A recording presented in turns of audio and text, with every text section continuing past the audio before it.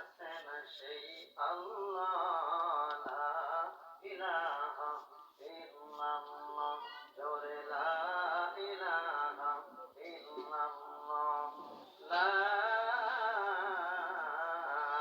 ইলাহা ইল্লাল্লাহ, মুহাম্মাদুর রাসূলুল্লাহ। সম্মানিত ভাইরা বন্ধুগণ, আমি আপনাদের মাঝে বলতেছিলাম নবীর কালিমা প্রচার, ইসলাম প্রচার এবং প্রচারের ঘটনা। বন্ধুগণ, বিশ্বনবী একদিন চোখের পানি ছেড়ে কাঁদতেছেন। ভাগরা বলে, নবীজি আপনার চোখের মধ্যে কেন পানি? নবীজি কারণ কি? দয়াল নবী, মায়ার নবী চোখের মধ্যে পানি নিয়ে বলেছে, এই কারণে কাঁদতেছি, ওই যে দেখো চোখের সামনে দিয়ে আমাদের সামনে একটা ভাই লাশ যেন কবরের দিকে নিয়ে যায়। বেঈমান হয়ে মারা গেল, তার কাছে ইসলামের দাওয়াত পৌঁছানো হলো না।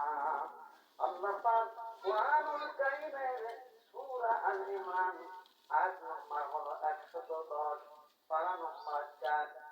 এখানে আল্লাহ কোরআনের মধ্যে বলেন, কুনতুম খায়রা উম্মাতিন উখরিজাত লিন-নাস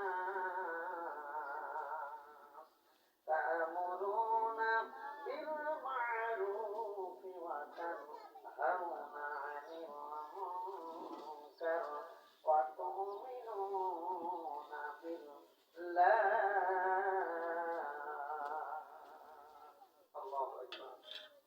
আল্লাহ বললেন, কুনতুম খায়রা উম্মাতিন, উম্মতের মধ্যে তোমরাই শ্রেষ্ঠ জাতি, উম্মতের মধ্যে তোমরাই ভালো জাতি। উখরিজাত লিন-নাস, মানুষের কল্যাণের জন্য তোমাদেরকে বের করা হয়েছে, মানুষের ভালোর জন্য তোমাদেরকে সৃষ্টি করা হয়েছে। তা'মুরুনা বিল-মা'রুফ, অবশ্যই তোমরা মানুষদেরকে ভালো কাজের আদেশ দিবে। ওয়া তানহাউনা আনিল মুনকার, আর অন্যায় কাজ, অশ্লীলতা দেখায়া তোমরা যেখানে দেখবে এখান থেকে মানুষদেরকে বারণ করতে হবে, বারণ করতে হবে, নিষেধ করতে হবে। ওয়া তু'মিনুনা বিল্লাহ, আর ঈমান আনার পরে আল্লাহ ঈমান আনার পরে কাজগুলো যারা করবে, আল্লাহ পাক বলেন, এই জন্যই আমি তোমাদেরকে সৃষ্টি করেছি। জোরে জোরে বলেন সুবহানাল্লাহ।